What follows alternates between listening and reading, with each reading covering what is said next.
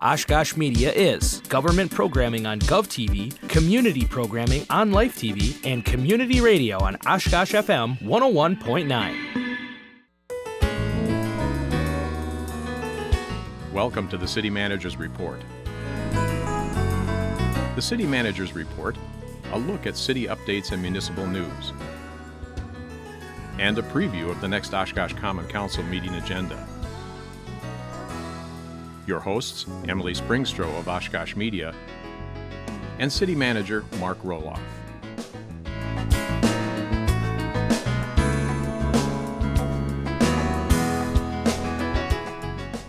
Hello everyone, and thank you for joining us on GovTV for your City Manager's Report, your source for all of the latest and greatest updates happening right here in the city of Oshkosh, as well as a preview of some of the highlights coming up on the next council meeting agenda.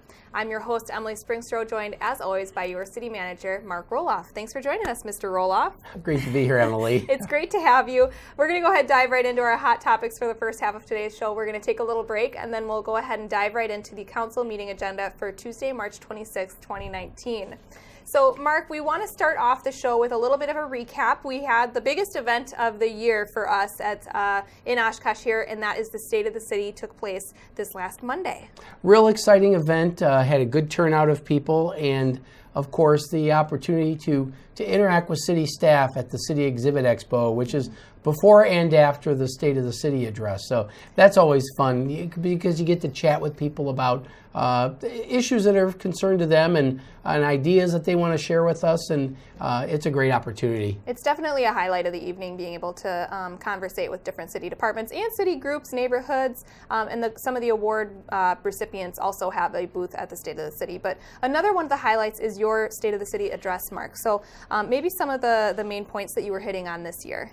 Well, we talked a lot about how we have to be ready for things by planning and then also be ready for unplanned events. We talked about those with a little bit of historical perspective, but then also looking forward. Mm-hmm. And the big things to look forward to are the development of the Sawdust District Plan, development of plans for Lakeshore Park, the former golf course, as well as getting input on issues that are important to the community's future, talent attraction and retention, and of course, little things like streets that we always talk about. Little thing like streets, yes, that's always got to be a part of the presentation, of course.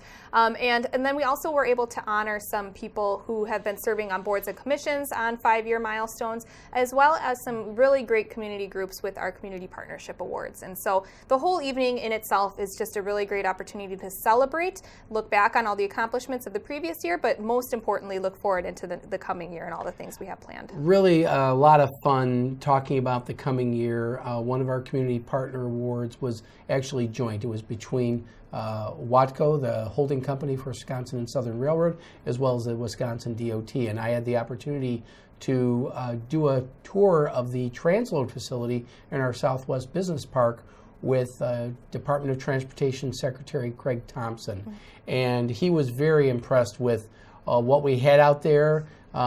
Less impressed with the road that's unfinished that got all of our cars pretty muddied up on that day. But he also got to stick around for the whole event and was very impressed with how we go about educating people on State of the City. Now, if you've been there a few times, maybe it's not as exciting, but he was very impressed with the engagement that we had with our community. So real pleased with how that went, and certainly from an outsider's perspective, very encouraged by what we offer and what our plans for the year are. Definitely. So overall, a big success with State of the City. That is now airing on Oshkosh Media's website, on GovTV, and on the YouTube channel. So if you're interested in seeing Mark's presentation and some clips from the awards presentations, go ahead and check that out. Moving down our list, we've got another little recap for Little Oshkosh Public Input. And now there was a public input meeting held at the Boys and Girls Club yesterday evening. And then throughout the day, the Parks Department has been visiting classrooms. And so we're collecting input for the future of Little Oshkosh Playground. Well, I didn't mention, I did plug this at State of the City, and I think we got a good turnout. I'm not sure why, but we did. But Play by Design, the company that helps communities design and build playgrounds of a very customized nature, they were at the Boys and Girls Club and got some great input. And we got, about 100 different design ideas from kids, and we have one example to show that is just so fun. Awesome. So fun. Zip line and everything. Offering up a lot of ideas, but what are the kids who are going to be using this, what are they interested in? So we got 100 different ideas like this alone. And then, of course, Play by Design listened to people in terms of what they want. And, of course, you're going to hear a lot about safety, but because you're going to have parents there. They're concerned about kids' safety, but how to make it fun and relevant for everybody. And then Play by Design and our Parks Department also went over to Webster Stanley School and got some ideas from them. Menominee Park's right across the street. They're probably going to be using it as much as anybody in town. So we got some great input from the kids over at Webster Stanley Elementary. So we were excited about the engagement that people had. I hope they had a lot of fun doing it and dreaming about what the playground will look like in the future, but we're real pleased with the process. Just a great example of awesome public input. So like you said, we're so thankful for all the input that we've received, and we look forward to moving on in the process with Little Oshkosh and what's to come. So moving down, we also want to make citizens aware that the Citizen Survey, the annual Citizen Survey here in Oshkosh, is now live on Polko, and this is a little different this year because we are doing it entirely online. Everything's online. The paper surveys are no longer getting mailed out. So if you want to participate, if you're already a Polko subscriber, just look it up and it'll be there. And if not, we encourage you to sign up and subscribe to Polko, and then you're eligible. Then you're signed up to participate in any of the surveys that are offered on Polko for our residents. So we want as much input as possible. We do take this information and take a look at it as we're prioritizing things for the budget. It gives council a really good pulse of the community on where things are, and we feel that this is going to be a more representative sample of what the community is thinking about. And that was always a challenge with the mail-in survey. Sometimes it was a little slanted towards homeowners and longer-term residents, and we want to hear what new residents have to think as well. So it wasn't as diverse, so we want that. So a lot of reasons that we went to the online survey, and we're very pleased with the results, so much so from last year that we decided to replace it completely with the online Polko survey. It's really exciting. We highly encourage people to get involved. You can find the Polko link on the city website, and you can create an account through Polko. I believe the URL is polko.us/Oshkosh. The survey will be open through April 15th, so be sure to sign on before then and give us your input in this year's Citizen Survey. Moving down the list, we want to give a little update on how the spring weather has been affecting us here in Oshkosh. So, Mark, we had some rain last week, and we've had a lot of melting going on. So how has that been going? Well, fortunately, there was just minimal flooding. There were a couple areas near some bridges, mainly on Sawyer Creek, but one also on the north side. But the streets were literally reopened within hours, so we were very pleased that it didn't get as bad. Certainly our neighbors to the south in Fond du Lac and north up in Green Bay experienced some tougher conditions, and you saw that on the news media. Fortunately, we didn't have that. Some isolated basement floodings and things like that, but pretty minor. We were fortunate enough to be able to offer some assistance to our friends in Fond du Lac for our water rescue, and as I told Fire Chief Stanley, I'd much prefer to go help somebody else than have them come and help us, because we'd have a lot more problems. So happy to offer that up. But minimal flooding, so we're pleased with those results. And the ground is still very frozen, so if we do have rains, you're going to see a lot of runoff very quickly because the ground isn't absorbing the water just yet. Sure, which leads us into our next reminder with the spring weather coming is a reminder to clear storm sewer inlets of any debris, especially this time of year as people are cleaning up their yards. A lot of things are moving around, leaves, dead grass, things like that. So we want to make sure people are clearing that. Well, I was really pleased with how the residents responded to cleaning out the inlets when they were covered with ice. I think that helped us a lot because the water, as it started melting, got out of the way quickly. Now all the gunky stuff is there. So if we're going to be sending out street crews to sweep the streets, and we're going to be we have a machine that will clean out the stormwater inlets. But if you can get to the inlets, if you see anything there immediately and you can clean it up, you're going to give us a head start and help everybody, yourself and your neighbors, from possible issues. So if you can do that little bit of chore, I think we're going to appreciate it a whole bunch. And it benefits the environment, really, because those inlets, those storm sewers, go directly to our waterways. And so anything that's getting in there could possibly pop up in an algae form later on. Or just goopy along the waterways. So that's right. a great thing to mention to everybody. Definitely. And that moves us down to some more spring updates, and that is that brush collection is coming up. So now the snow is finally starting to melt. People are going to want to start cleaning up their yards. Brush collection will be starting on April 1st and will take place on your regularly scheduled garbage collection day. Just like it has been in the past. I just love the fact we're talking about spring now, Emily. Yeah, it's great. But make sure that the brush, it needs to be placed in biodegradable bags or bundled up and tied. Can't be no longer than 4 feet in length, and branches no more than 3 inches in diameter. Bags and bundles, if you keep under 50 pounds, that'll really help. But we just want to make sure people are aware of all the rules and everything. And certainly you can give us a call at 232-5383 if you want more information. Yes, and as a reminder, those plastic bags and containers and loose leaves, those will not be collected as a part of brush collection. They do not pick up grass, dirt, root balls, stumps, or anything like that. Just visit the city website. You can find all this information on the Public Works Department's page. And if you do have additional yard waste that doesn't fit the brush collection part, the yard waste collection site will be starting their summer hours come April 1st as well. So they will now be open from 11 a.m. to 7 p.m. Monday through Friday, and then 10 a.m. to 6 p.m. on Saturday and Sundays.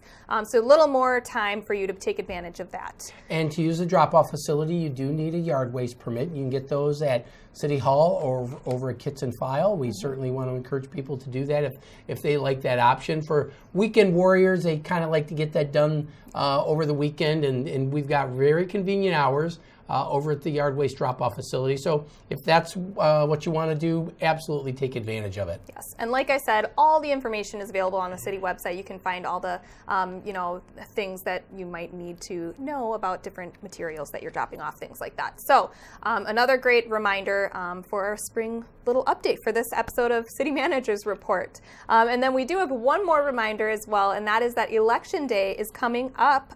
It's right around the corner, Mark. Tuesday, April 2nd is Election Day, and if either it's inconvenient for you to vote on that day or any other reason, early voting is until Friday, March 29th. You can't come in the day before. By law, we have to close on the Friday before the election. So come during regular City Hall hours, and you can vote. It's very convenient, but it's also very convenient at the polls. So quite honestly, you got to sign some more papers when you do early voting. So if that's what you want to do, fine, but it's very easy. You just have to have your ID on Election Day, show it, sign a piece of paper, and you're ready to go vote. Yes, so we encourage people to get out on April 2nd and vote on Election Day. So that was our first half. We were jam-packed full of updates and everything. So now it's that time of the show where viewers have the opportunity to ask their city manager anything they want about things that are happening right here in Oshkosh. It's the question mark segment. So let's see what the question is this week.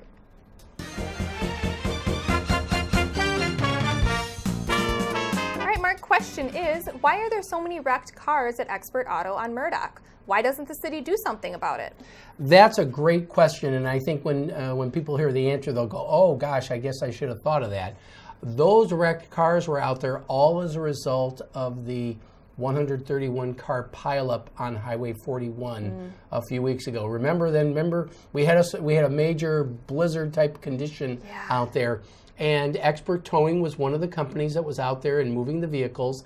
And, think about it, when somebody has somebody in that situation and their car gets totaled, the car doesn't get totaled until your insurance company says, yep, it's totaled. So for a while, there was a collection of cars out there, and until the insurance companies confirmed that a car was indeed totaled or whatever the condition of it was, they had to stay at a certain site. Now that those vehicles have had their conditions evaluated, they're slowly making them off the lot. And these are pictures from just today that our folks in Oshkosh Media took on. So this is much less than what it was. I understand exactly what people were talking about, and it looked odd, and that's why the residents spoke up. So thank you for speaking up, because it was an opportunity to tell people if you were wondering what this was all about. But this all had to do with that terrible tragedy that worked out on Highway 41. So hopefully by the time you are watching this show and you go out there again, there'll be even fewer vehicles out there. Yeah, so it's kind of a special situation in terms of, reporting to the city and that kind of thing, right? Very much so. Mm-hmm. Excellent. Well, it was an excellent question. This one was received by a lot of department heads. We got a lot of phone calls here at City Hall about that one. So we're appreciative of all the questions that we receive in any form and on any channel. So if you would like to send a question to Mark, go ahead and send it to us on Twitter at City of Oshkosh, post it on the Oshkosh Media Facebook wall, or go ahead and email it to us, and he'll answer it on the next episode of City Manager's Report. So we're going to take a quick break here. When we come back, we will go ahead and take a look at some of the highlights from the Common Council meeting agenda for this Tuesday, March 26th. We'll be right back.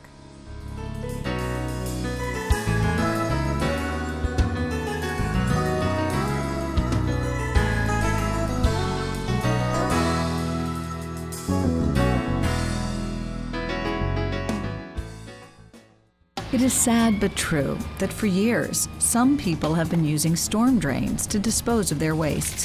Sanitary sewers take waste from bathrooms and kitchens and clean them up.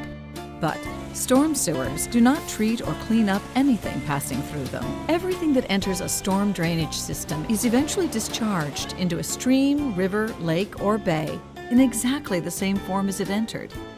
One of the responsibilities of municipalities that operate storm sewer systems is to prevent what the EPA calls illicit discharges. Illicit discharges are any discharges of non-stormwater into or through the storm sewer. When illicit discharges enter surface waters, they can kill wildlife. They can suffocate plants and fish, destroy breeding and nesting areas. Never pour or dump anything down any storm drain.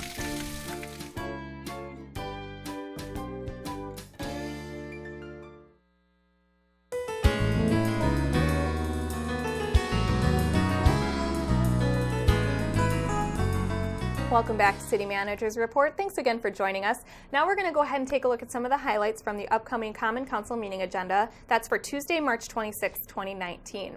And so, Mark, the first item that we want to discuss here is under consent agenda. That is the approval of the 2019 CIP budget amendment. This is for the International Jetter Truck /VAC for the Wastewater Utility Department.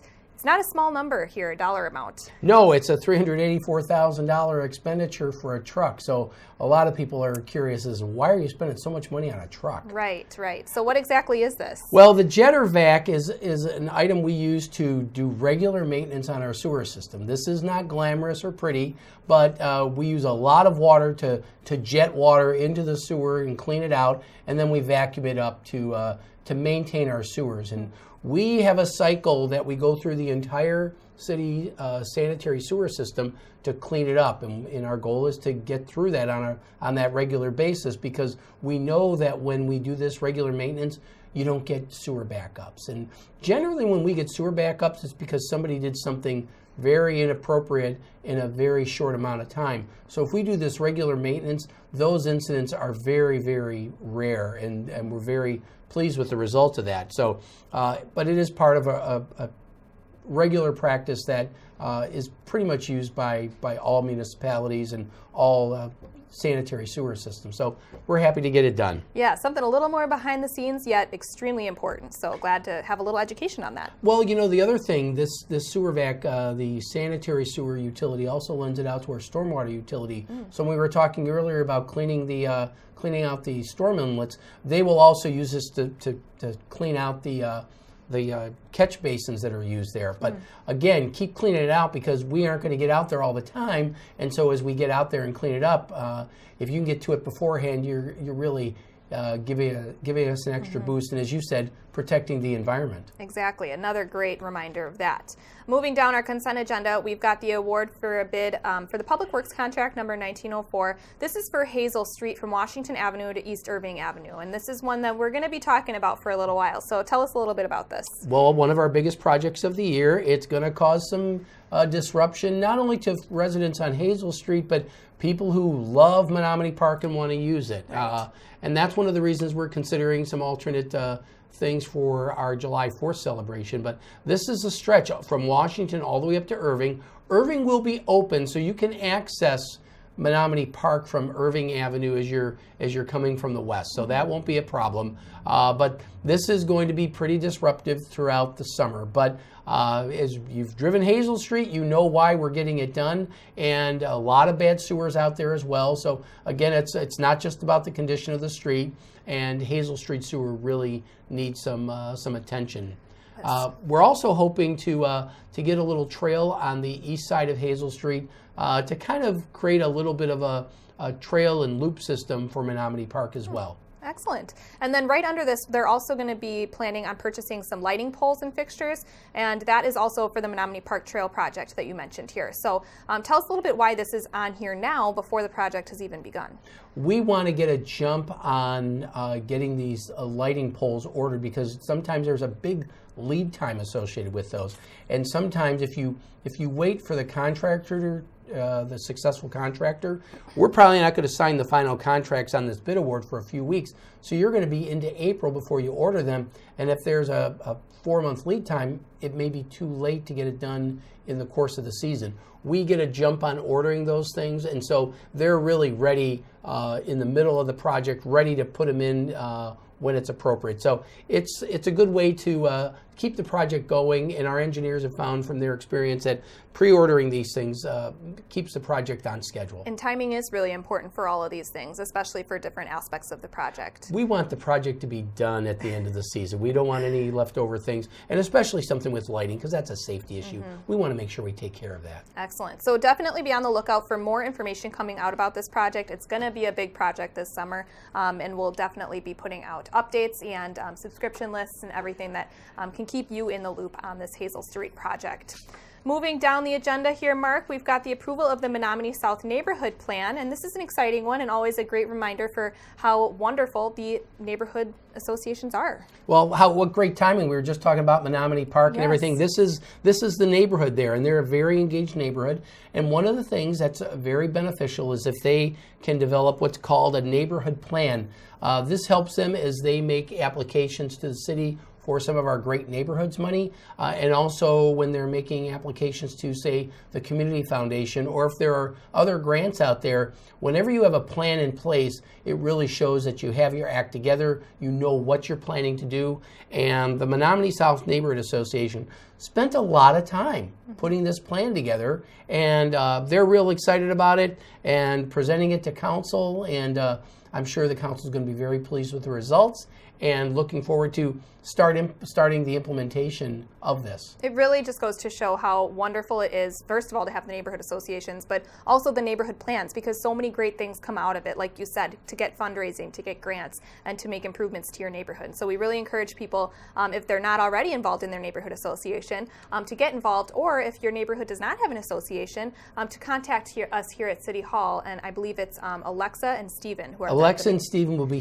happy to work with you on creating a neighborhood association. 236-5059. Just ask for Alexa or Stephen, and they'll be happy to take care of you and get the ball rolling on you creating your own neighborhood association. Definitely. And now moving down, we've got a lot of special events. It's getting to be about that time of year, and it's really fun to look and read through all of these coming up this summer. A few of the big ones that we wanted to mention is, first of all, the Oshkosh Farmers Market downtown, June 1st through October 26th, 2019. I'd say that's the real big one here on the agenda. The ones that go through the season and these are the ones we get asked about the most. So Farmers Market starts on June 1 and will go through October, I believe it's October 26th. I think everybody knows where it is, but the 400 and 500 blocks, as well as the 100 block, or 400 and 500 blocks of North Main Street, as well as the 100 block of Church Avenue. Market your calendars, and I think be prepared to see your friends and neighbors out there, and it's just a wonderful event, and the Farmers Market group is so dedicated to bringing healthy foods, as well as some, not so healthy foods too. But that's the fun of it. There's a variety of things out there, and it's a great way to interact as a community. It really is. We are so ready for market season here in Oshkosh. Oh, you got that right. And in addition to that, some other really fun outdoor activities includes Food Truck Fridays. That's coming up on June 21st, July 19th, and August 16th of this year. And this has been a huge success the last couple of years that they've thrown it. This has taken off, and it benefits the Friends of the Oshkosh Senior Center, which supports the Senior Center. But these events they're crawling with people, and it's fun. There's music and the raffles, and in addition to the food trucks, there's other drinks for sale as well. So it's a lot of fun. A lot of families go out there on a Friday night, and when it's good weather, oh my gosh, is it packed there. It's fabulous. And like you said, another great opportunity to engage the community and get people out and interacting with each other. And then, of course, we can't forget the other market, and that is the South Park Market in the Park. That's July 17th through September 18th on Wednesdays.